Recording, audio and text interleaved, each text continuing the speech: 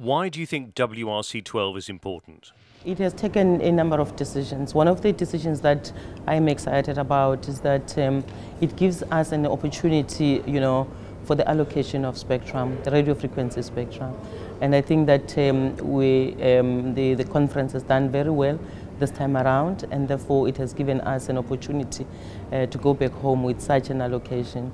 And also what it means is that we discuss issues around the frequency of the radio, to make sure that we avoid spillages of ourselves to the neighboring countries, and the same with neighboring countries, so that we discuss on how we then set up our antennas such that it doesn't destabilize other countries. And I think this gives us an opportunity to discuss here as countries. What concerns did WRC-12 address for your region? There's always a challenge in terms of what ourselves as a country we would want and what other countries would want as our neighboring countries. What we would want is the spectrum and the allocation of spectrum, and making sure that first as a country we are fine, and secondly the sub-region, which is SADC, it's okay and satisfied. And then lastly, the improvement and the growth of Africa as a continent itself. We think it's quite very important. And therefore the WRC 2012 has assisted us to sit down as countries to discuss and take decisions together. And I think that the Secretary General of the ITU has helped us a lot, not only as a country and the sub-region, but as a continent of Africa. Because I think that we came out very clear, coherent and united in discussions and even taking decisions, and that for us is quite important, and therefore want to always thank the Secretary General for leading us properly. What would you hope to see come from WRC-12? First, I'm happy that this WRC-12 has taken a decision of the spectrum, going to 790 megahertz, which is quite very important.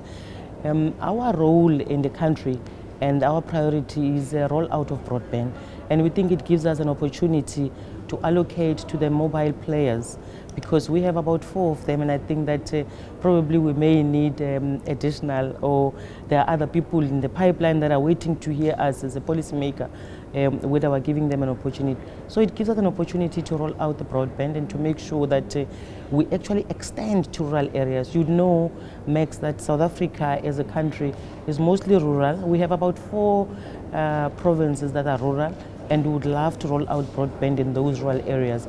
But too, Africa as a continent itself is mostly rural. So it came up as a very good opportunity for us as a country. How optimistic are you for the future of radio communications in South Africa? Very optimistic. I must say that we first want to thank the role of ITU and the support that ITU is giving us, especially the Secretary General. And as I sit here, I must tell you, Max, that I've met a number of officials from the ITU who spoke to me about spectrum and a number of areas.